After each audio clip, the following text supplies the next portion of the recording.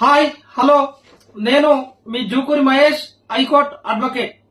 మనం ఇప్పుడు ఆడవాళ్లకు ఆస్తి పంపకాల్లో వివాహమైనా సరే వాటా వస్తుందా అనే విషయాన్ని గురించి డిస్కస్ చేస్తే వాటా వస్తుంది, ఏ ఏ సందర్భాల్లో వస్తుంది, ఏ సందర్భాల్లో రాదు అనే అంశాన్ని గురించి మనం డిస్కస్ చేద్దాం.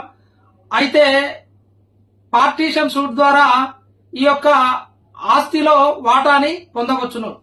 అయితే ఈ పార్టీషన్ సూట్ అనేది కేవలం మహిళలకే కాదు, పురుషులకు సమాన హక్కుదారులై ఉండి వాటాను కోల్పోయిన బాధితులు ఎవరైనా కూడా ఈ పార్టీషన్ సూట్ ద్వారా వాళ్లకు రావాల్సినటువంటి ఆస్తిలో వాటాని క్లెయిమ్ చేయవచ్చును. అయితే ఈ యొక్క ఆస్తిలో వాటాని ఎన్ని రకాలుగా క్లెయిమ్ చేయవచ్చును, ఏ ఏ చట్టాల ద్వారా చేయవచ్చును అనంటే CPC civil procedure code 1908 order 1 and rule 9 ప్రకారము కేసు ఫైల్ చేయవచ్చును. అదేవిధంగా హిందూ సక్సెషన్ యాక్ట్ 1956 ప్రకారము మనము కేసు ఫైల్ చేసి వాటాను పొందవచ్చును. అదేవిధంగా పార్టీషన్ యాక్ట్ 1893 ప్రకారము, జాయింట్ ఫ్యామిలీ యాక్ట్ ప్రకారం కూడా ఈ రకమైనటువంటి యాక్టుల ద్వారా కూడా ఆస్తిలో వాటాని కోరవచ్చును. అయితే ఆస్తిలో వాటాని కోరే సందర్భంలో కనీసంగా ఉండాల్సినవి ఏమున్నాయి, ప్రైమరీగా ఏం కావాలి అని అంటే టైటిల్ డీడ్, ఎక్కడెక్కడ ఆస్తులు ఉన్నాయి, ఆ ఆస్తులకు చట్టబద్ధమైన వారసులు ఎవరు, ఆ చట్టబద్ధమైన వారసులకు సంబంధించినటువంటి వంశవృక్షాన్ని కూడా మనము సమాచారాన్ని ఇవ్వాల్సి ఉంటుంది. అయితే ఈ యొక్క పార్టీషన్ సూట్ వేసే సందర్భాల్లో కన్సర్న్ ఎంఆర్ఓ ఆఫీస్ గాని ఆర్డీఓ ఆఫీస్ ని సంప్రదించవచ్చును. సంప్రదించినప్పుడు అప్లికేషన్ పెట్టుకున్నప్పుడు వాళ్ళు ఈ యొక్క ప్రాపర్టీని ట్రాన్స్ఫర్ చేయనప్పటికీ కూడా ఆ డాక్యుమెంట్స్ ని తీసుకొని ఆ డాక్యుమెంట్స్ అనుగుణంగా అడ్వకేట్ ద్వారా కోర్టులో కేసు ఫైల్ చేసేటప్పుడు అవి చాలా నెసెసరీ డాక్యుమెంట్స్ అవుతాయి.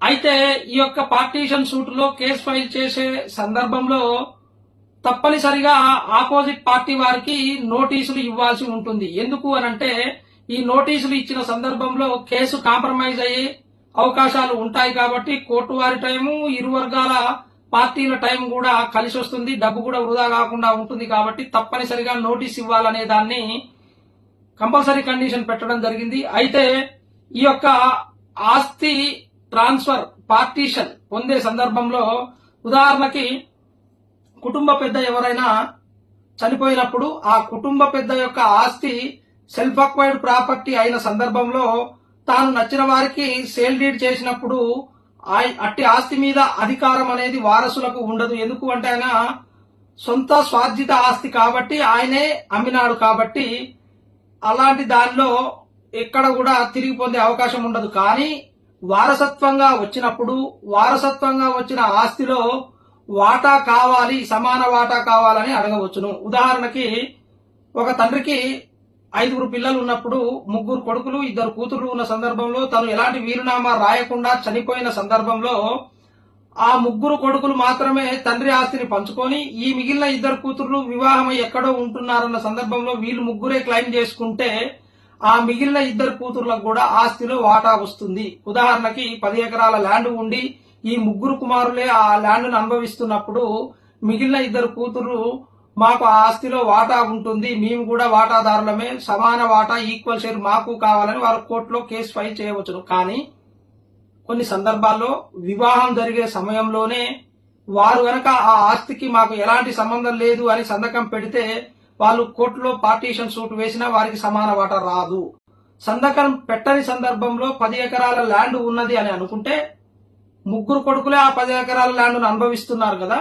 అలా కాకుండా పార్టీషన్ సూట్ డిగ్రీ వచ్చిన తర్వాత ఆ 10 ఎకరాలని సమాన వాటాగా పంచి మనిషికి 2 ఎకరాల చొప్పున 10 ఎకరాలని ఫుల్ఫిల్ చేయడం అనేది జరుగుతూ ఉంటుంది. అయితే కొన్ని సందర్భాల్లో వారసులకు ఈ యొక్క భూమితో పాటు ఫ్లాట్స్ గాని కొన్ని రకాల వస్తువులు గాని ఉన్నప్పుడు వాటిని ఉదాహరణకు ఫ్లాట్ తీసుకుంటే అపార్ట్మెంట్ తీసుకున్నప్పుడు అపార్ట్మెంట్ లో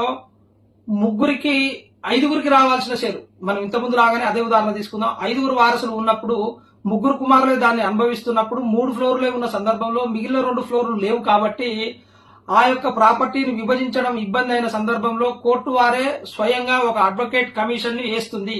ఆ అడ్వకేట్ కమిషన్ వేసి ఆ బిల్డింగ్ కు ఎంత విలువ చేస్తుంది, దాని దాని యొక్క ప్రమాణాలు ఏంది అవన్నీ పరిశీలించి దాన్ని సేల్ చేసిన తర్వాత వచ్చినటువంటి డబ్బుని 5గురికి సమాన భాగాలుగా పంచుతూ ఉంటుంది.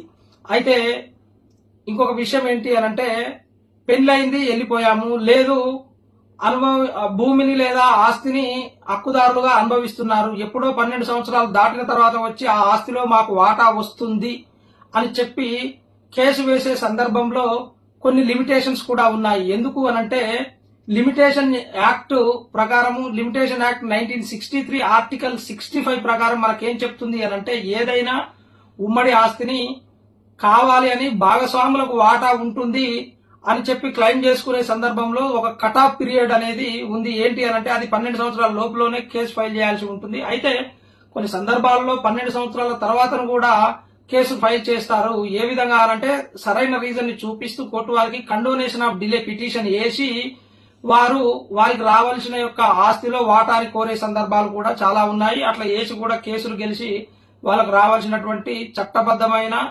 నిజాయితీగా వాళ్ళకు రావాల్సినటువంటి ఆస్తిని వాళ్ళు చట్ట ప్రకారం తిరిగి పొంది హక్కుదారులుగా అనుభవిస్తున్నారు.